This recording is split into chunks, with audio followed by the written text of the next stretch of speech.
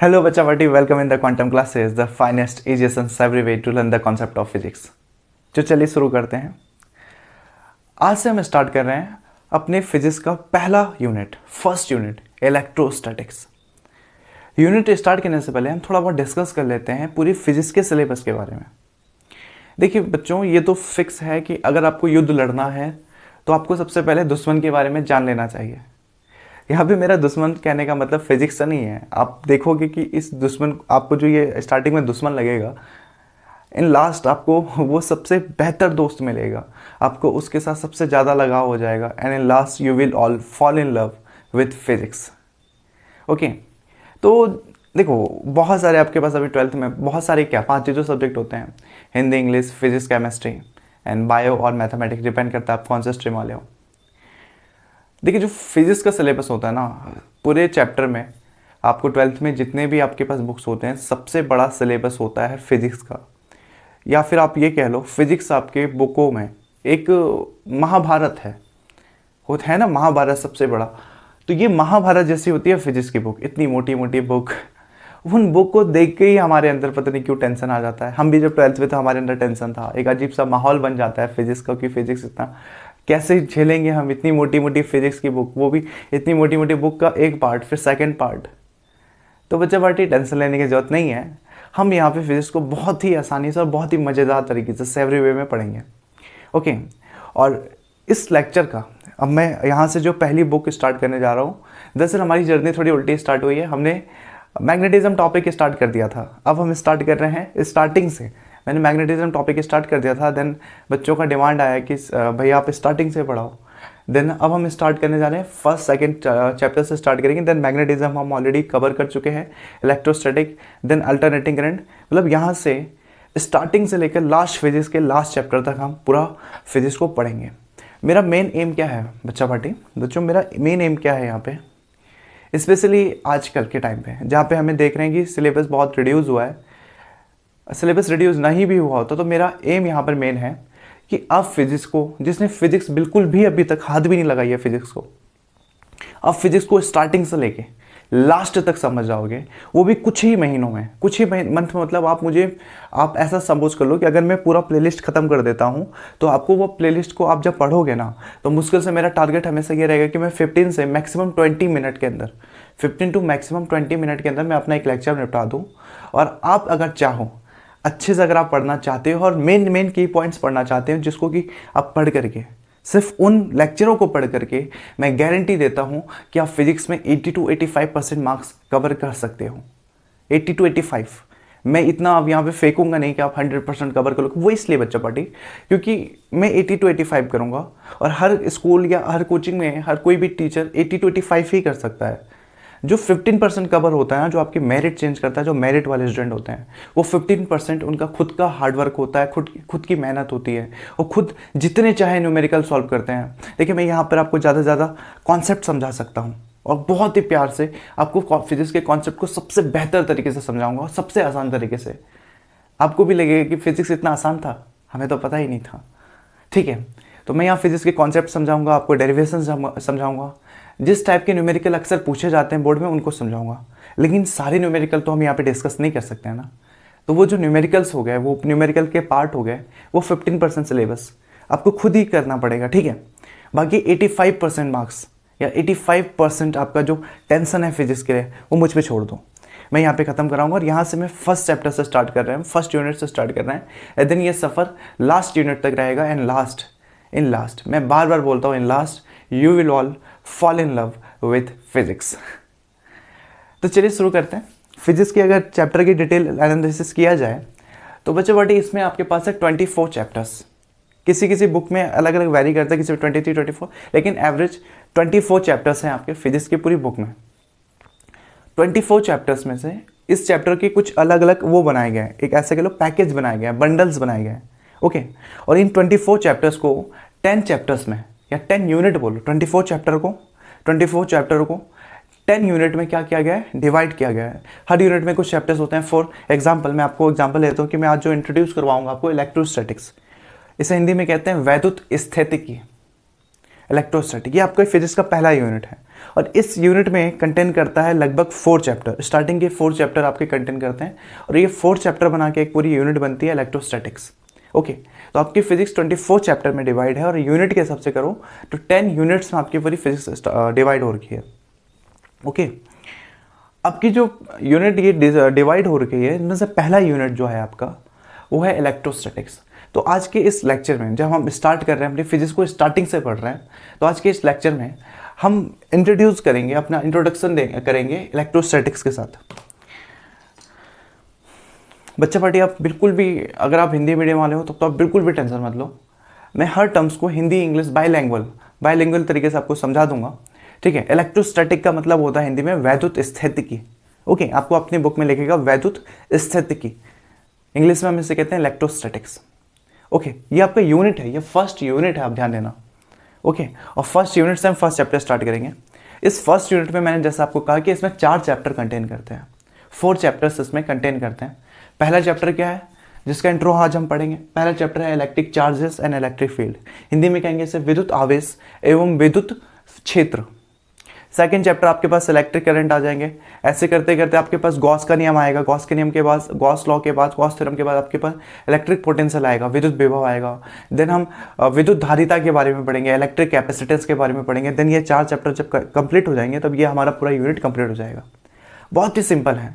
और बच्चा बट एक चीज़ ध्यान देना, स्टार्टिंग के जो 4 चैप्टर्स है ना, ये 4 चैप्टर से इतने सारे क्वेश्चंस आपको बोर्ड में मिलेंगे। इतने सारे का मतलब ये नहीं कहूँगा कि 7 आउट ऑफ 70 में 70 आउट ऑफ 70 मिल जाएगा, लेकिन काफ़ी क्वेश्चंस मिल जाते हैं।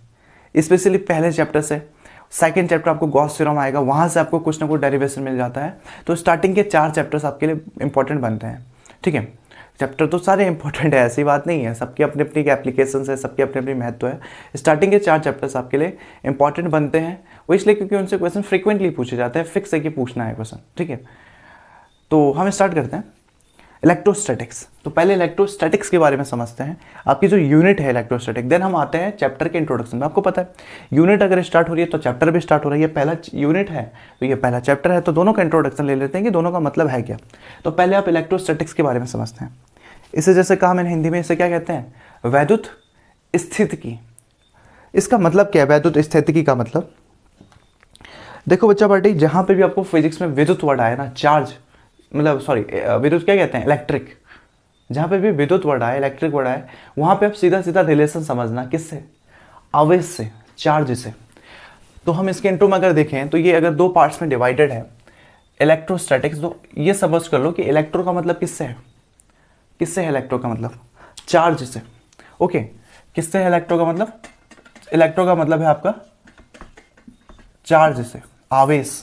ओके, और देन सेकेंड वर्ड क्या है इसमें? देखिए, एक तो आवेश हो गया, एंड सेकेंड वर्ड क्या दिख रहा है आपको इसमें? सेकेंड वर्ड है स्टैटिक। इलेक्ट्रो मतलब विद्युत होता है, विद्युत का मतलब समझा करो आप आवेश से, चार्ज से ना। स्टैटिक, स्टैटिक का मतलब आपको पता है, स्टैटिक मतलब होता है स्थिर, ठीक है। स्टैटिक मतलब क्या हो गया? स्थिर या रुका हुआ। ओके, तो आपको यहाँ पे दिख रहा है कैसे कैसे चीज़ों की बात हो रही है, एक चार्ज के बारे में, और स्टैटिक कैसे चार्ज के बारे में, एक स्टैटिक चार्ज के बारे में जो रुका हुआ है। इट मीन्स इस पूरे यूनिट में हम किसके बारे में डिस्कस करेंगे?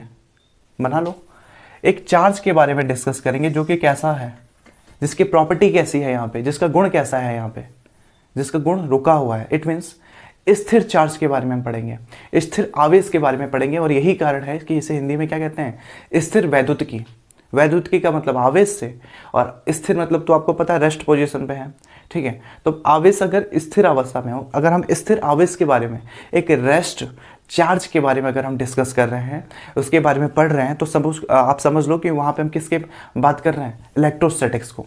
Is it clear? यहाँ क्लियर होता है इलेक्ट्रोस्टैटिक क्या है? सिंपल है ना, ऐसे 2 वर्ड में। इलेक्ट्रो मतलब आवेश, चार्ज, स्टैटिक मतलब रेस्ट पोजीशन में। अगर चार्ज रेस्ट पोजीशन में है तो इलेक्ट्रोस्टैटिक्स। ओके बच्चा बेटी, इसका मतलब हम आने वाले 4 चैप्टरों में, इसमें कितने चैप्टर कंटेन करते हैं आपके फिजिक्स के?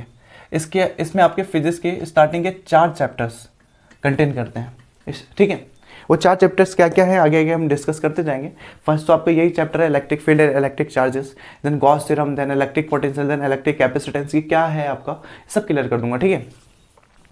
बहुत कम समय में हम ये पूरी फिजिक्स के आपके टॉपिक निपटा देंगे। अगर आपने अभी तक फिजिक्स नहीं पढ़ा है ना, तो ये तो आपके लिए बहुत ज़्यादा हेल्प करेगा। लास्ट टाइम में आपको, अगर आपने फिजिक्स पढ़ भी लिया है और सपोज आप इस वीडियो को, ये प्लेलिस्ट को आप स्टार्ट से आप देख रहे हो, स्टार्टिंग से देख रहे हो, और स्टार्टिंग से कब देख रहे हो, जब बोर्ड के एग्जाम्स आपके 2-3 महीने दूर हैं, तो ये आपके लिए एक क्या है, वरदान है। वरदान इसलिए क्योंकि अगर आप सुबह से लेकर शाम तक अगर बैठ जाते हो, सुबह से सीखने इतना बर्डन भी नहीं, मुश्किल से 15 से 16 मिनट का एक लेक्चर है, 15 to 20 मिनट का, और एक चैप्टर में आपके कितने लेक्चर होंगे, मुश्किल से मैक्सिमम 10 to 12 लेक्चर आपके एक चैप्टर में होंगे। तो आप चाहो तो एक ही दिन में निपटा सकते हो एक चैप्टर, 1 चैप्टर ईच डे। एक चैप्टर एक दिन में आप निपटा दोगे, ठीक है। और भी उसके बाद आप करते जाओ, एक चैप्टर एक दिन में, सेकंड चैप्टर सेकंड दिन में, देन आप हफ्ते में लास्ट के वीक के आपके लास्ट के 2 दिन रखो। ऐसे करो ना, पढ़ने का पैटर्न आप ऐसा रखो, आप 5+2 डेज में डिवाइड कर लो। 5+2 डेज क्यों? ये स्टार्टिंग के 5 डेज में आप पढ़ो जो आपको सिलेबस में पढ़ना है, और +2 डेज में आप रखो अपना रिवीजन का पैटर्न। देखो, अगर बच्चा पढ़ी, अगर आपने रिवीजन नहीं किया ना, तो मैं तो क्या, अगर फिजिक्स को अगर आप क्या पढ़ रहे हो, आप यहाँ पे आइंस्टीन से रिलेटेड कोई रिलेटिविटी की थ्योरी पढ़ रहे हो, तो आइंस्टीन आगे खुद भी पढ़ाए तो आपको नहीं, आपको तब तक समझ में आएगा जब तक आइंस्टीन पढ़ा रहे हैं। उसके एक हफ्ते बाद कोई पूछेगा तो सब गायब। आपको अगर यह माता सरस्वती जी भी आगे पढ़ा देना फिजिक्स, या कोई भी सब्जेक्ट, कोई भी टीचर आके पढ़ा दे, स्टार्टिंग में आपको रहेगा, मेमोरी रहेगी, आपको याद रहेगा। जब पढ़ रहे हो 100%, सपोज कर आपके दिमाग में 100%, बट 1 वीक के बाद ना हमारी मेमोरी कम से कम 15% तो लॉस हो ही जाती है। 15% तो हम कुछ ना कुछ भूल जाते हैं। पहले हफ्ते में 15%, तो 100%, फिर 85% हो गया, देन अगले हफ्ते फिर और 15%, फिर 85 में से 15% आप माइनस करते रहो, तो ऐसे होते रहता है। तो आप पढ़ने का पैटर्न हमेशा कैसे रखा करो, 5+2, 5 डेज पढ़ो और 2 डेज सिर्फ और सिर्फ रिवीजन के लिए दो। इसलिए कह रहा हूँ, 5 डेज में आप 5 चैप्टर नहीं हटा सकते हो। ये तो 4 चैप्टर का एक यूनिट है, आप तो दूसरे यूनिट में भी पहुँच सकते हो पहले ही हफ्ते में, ठीक है। तो हम यहाँ से स्टार्ट करते हैं, बहुत ही कम समय में यहाँ फिजिक्स को खत्म कर देंगे। और अगर आप लास्ट टाइम पे फिजिक्स की रिवीजन करना चाहते हो, अच्छी तरह से डिटेल तरीके से रिवीजन करना चाहते हो, या फिर देखो, ये टॉपरों के लिए भी चैनल है। ये चैनल अभी तक जो अपने आप को बहुत हताश होकर फेलियर समझ रहे हैं उनके लिए भी है। टॉपरों के लिए इसलिए क्योंकि लास्ट टाइम पे रिवीजन कर सकते हैं।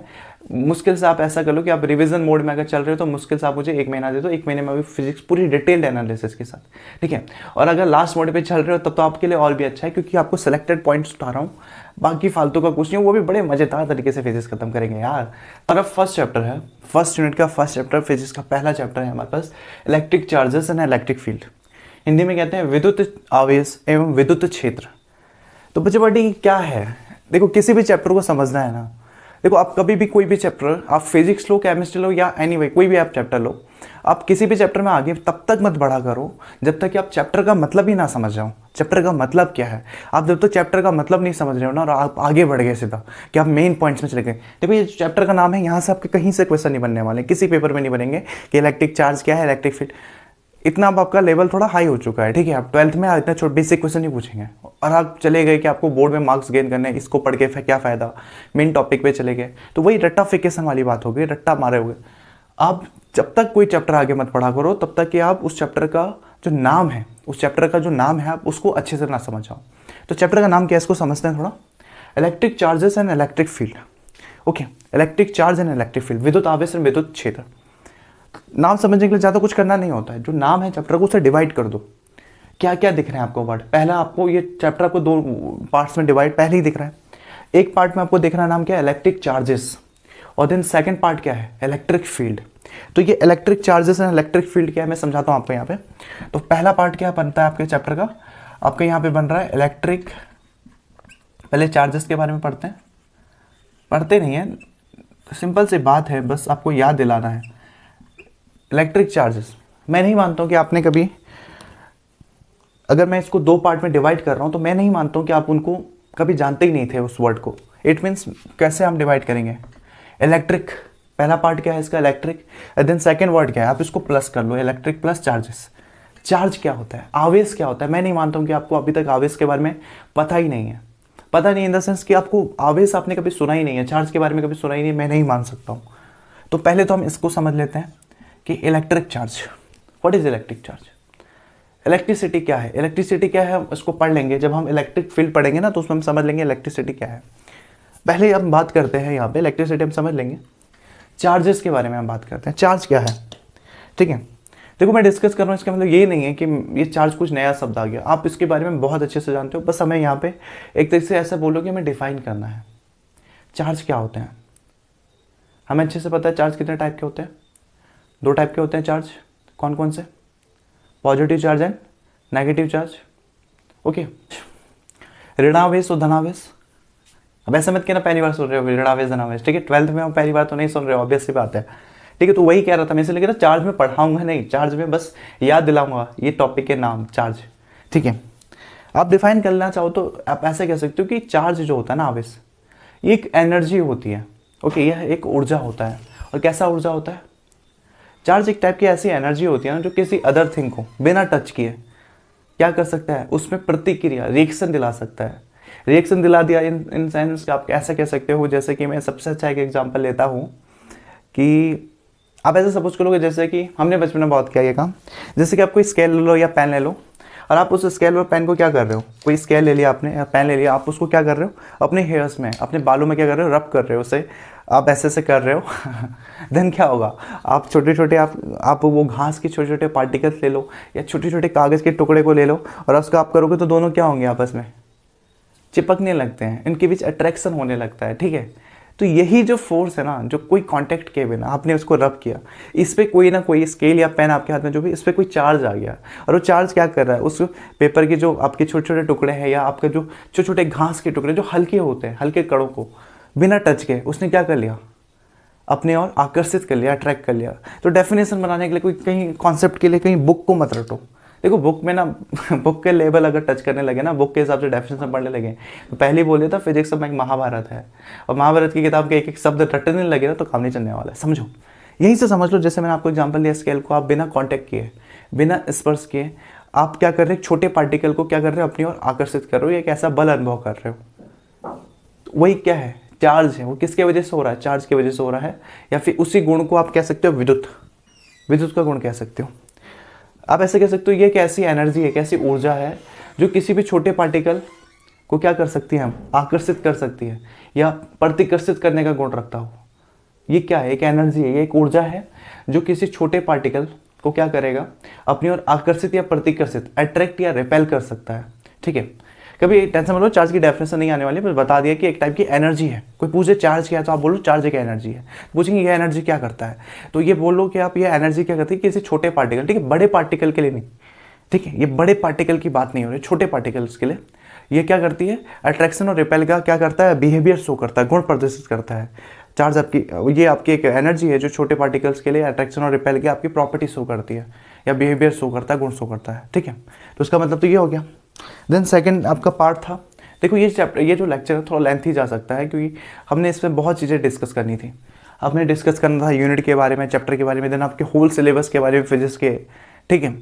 तो हो सकता है ये थोड़ा बहुत लेंथी चला जाए, ज़्यादा लेंथी नहीं। मतलब इलेक्ट्रिक फील्ड क्या होता है, इलेक्ट्रिक फील्ड, इसको हमने समझ लिया कि एनर्जी था ये चार्ज, और ज़्यादा कुछ नहीं, आपको पता है चार्ज पॉजिटिव नेगेटिव चार्ज होते हैं। इलेक्ट्रिक फील्ड, इलेक्ट्रिक फील्ड क्या होता है, विद्युत क्षेत्र।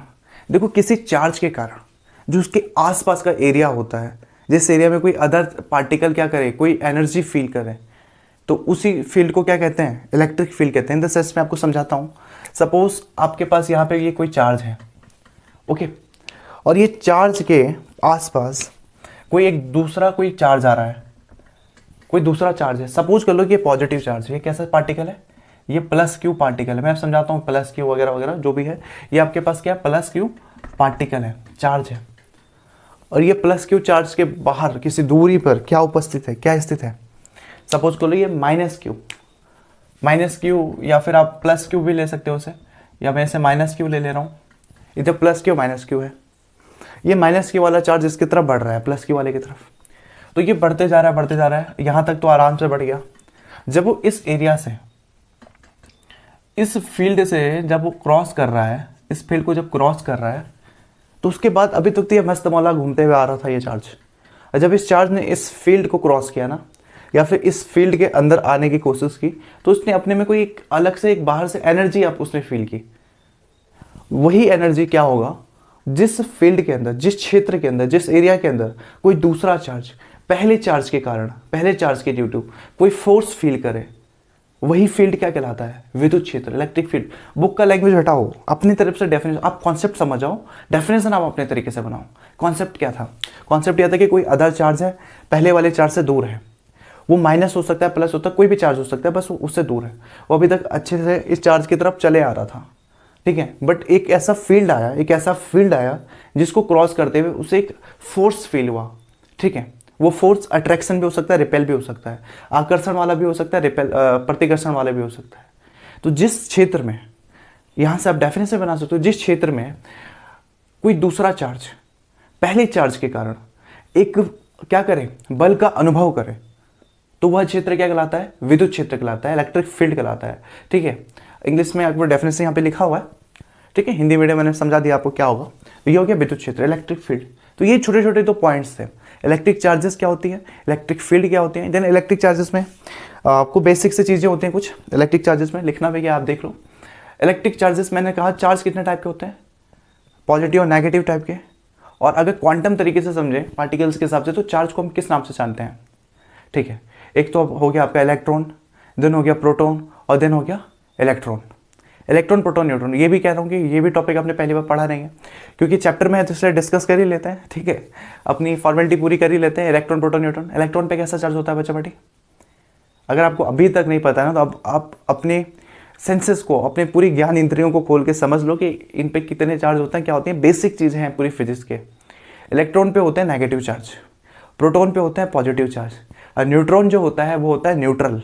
इट मीन्स इस पे ना तो पॉजिटिव ना नेगेटिव, ये होता है जीरो, इस पे कोई चार्ज नहीं होता है। अगेन इलेक्ट्रॉन पे नेगेटिव, प्रोटॉन पे पॉजिटिव, न्यूट्रॉन पे जीरो चार्ज, ठीक है। देन देखो ये चार्ज की आपको क्या है, माइनस, प्लस और नेगेटिव, इसकी वैल्यू होती है, कुछ क्वांटिटी होती है। तो इलेक्ट्रॉन पे कितना होता है चार्ज, ये आपको इलेक्ट्रॉन पे चार्ज लिखा हुआ है, ठीक है।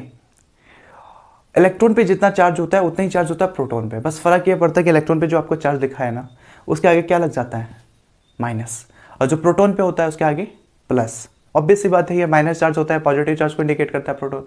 और न्यूट्रॉन पे कितना चार्ज होता है, अगेन जीरो, ठीक है। तो ये उनकी क्वांटिटी थी, ये इलेक्ट्रॉन, प्रोटॉन एंड ये न्यूट्रॉन की जीरो। देन मास की बात आती है, उसका द्रव्यमान, ठीक है। ये दो चीज़ जानना जरूरी है, बेसिक से चीज़ें हैं इलेक्ट्रॉन, प्रोटॉन, न्यूट्रॉन के बारे में जानने के लिए। चार्ज के बारे में चल गया, ये आपका चार्ज हो गया, बस माइनस प्लस का अंतर, और न्यूट्रॉन पे न्यूट्रल है, कोई भी चार्ज नहीं है। द्रव्यमान की बात आती है, मास। इलेक्ट्रॉन का मास आपका ये रहा, प्रोटॉन का मास ये है, ठीक है। आप पढ़ सकते हो यहाँ पे प्रोटॉन का मास, ये इलेक्ट्रॉन का मास है। न्यूट्रॉन का मास कितना होगा, न्यूट्रॉन का मास भी जीरो होगा। अगर आप ऐसा सोच रहे हो तो आप गलत हो। न्यूट्रॉन का चार्ज जीरो हो सकता है, याद रखना, ज्ञान इंद्रियों को खोल लो, अपने सेंसेस को खोल लो, समझो। न्यूट्रॉन पे चार्ज जीरो हो सकता है, लेकिन न्यूट्रॉन का द्रव्यमान, मास उसका जीरो नहीं होता है।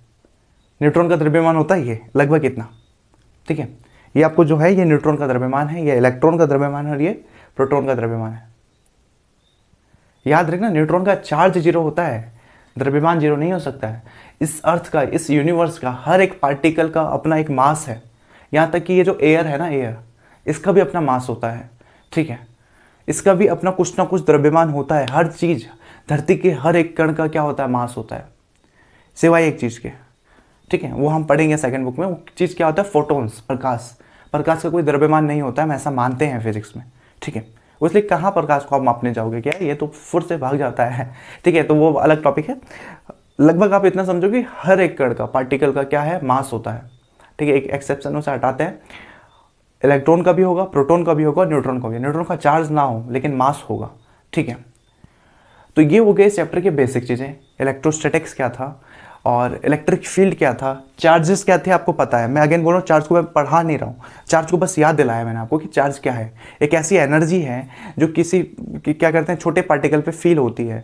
वो अट्रैक्ट हो भी कर सकती है, उसे रिपेल भी कर सकती है, ठीक है। विद्युत के केस में नॉर्मली क्या करती है, अट्रैक्ट करती है। इलेक्ट्रिक फील्ड के केस में क्या करती है, इलेक्ट्रिसिटी की, वो अट्रैक्ट करती है, ठीक है। और जब मैग्नेटिक की बात करेंगे तो वो अट्रैक्ट और रिपेल दोनों कर सकती है। चुंबक आकर्षित और प्रतिकर्षित दोनों करता है, जबकि विद्युत क्या करता है, नॉर्मली सिर्फ आकर्षित करता है, ठीक है। तो एक ऐसी एनर्जी जो किसी छोटे पार्टिकल को क्या करे, अपनी ओर बिना टच किए अट्रैक्ट कर ले, तो वो आपके चार्ज की प्रॉपर्टी या इलेक्ट्रिसिटी की प्रॉपर्टी हो सकती है, ठीक है। आपके अमेरिकन साइंटिस्ट बेंजामिन फ्रैंकलिन ने सबसे पहले ऐसा कोई एक्सपेरिमेंट किया था, और उस एक्सपेरिमेंट के नाम पे इनको क्या कह सकते हैं पॉजिटिव नेगेटिव में बांटा गया, या फिर बोलो उन्होंने नामकरण किया बेंजामिन फ्रैंकलिन ने, ठीक है। ये तो बेसिक चीज़ें हैं, आपको चैप्टर के स्टार्टिंग में चीज़ें मिल जाएगी, वो कोई सेंस नहीं रखती है, इसलिए मैंने उनको ज़्यादा पढ़ाया नहीं कि किसने क्या डिस्कवर किया, किसने क्या रगड़ा, किसने कौन से कपड़े में रगड़ा। ऐसे बहुत से आपको एक्सपेरिमेंट मिलेंगे आपको फिजिक्स के पहले चैप्टर के पहले पेजेस में, ठीक है। तो उस पर डिस्कस नहीं किया, मैं कॉन्सेप्चुअल बात किया। तो ये है आपका पहला चैप्टर। अगले लेक्चर से हम डिस्कस करेंगे इस चैप्टर के बेसिक पॉइंट्स, जिस पे आपकी पूरी फिजिक्स आगे टिकी हुई है। पहली बुक आपकी फिजिक्स की पूरी टिकी हुई है, और वो बेसिक्स पॉइंट बहुत शॉर्ट तरीके से हम पढ़ेंगे। और स्टार्टिंग के कुछ हम कल अगले लेक्चर में हम शॉर्ट पॉइंट्स उठाएंगे, उन्हें डिस्कस करेंगे, ठीक है। तो बच्चा पार्टी, ये लेक्चर थोड़ी लंबी हो गई होगी, आप डरिएगा मत। अगला लेक्चर आपका जो भी होगा मैक्सिमम 15 to 18 या 20 मिनट्स तक के होंगे। ये इंट्रोडक्शन लेक्चर था, समझाना था, कुछ आपसे कुछ बात करना था, आपके अंदर के डर को हटाना था, ठीक है। जिस हिसाब से मुझे अभी कॉल और मैसेजेस आ रहे हैं, वो सबसे डर आपके अंदर एक बना हुआ है फिजिक्स का, मुझे वो हटाना था, इसलिए थोड़ा टाइम इसका लंबा खींच गया। तो अपना समय देने के लिए धन्यवाद। हम अगले लेक्चर में डिस्कस करेंगे इसी चैप्टर के पॉइंट्स को, ठीक है। तो आज के लिए इतना ही, मिलते हैं अगले लेक्चर में।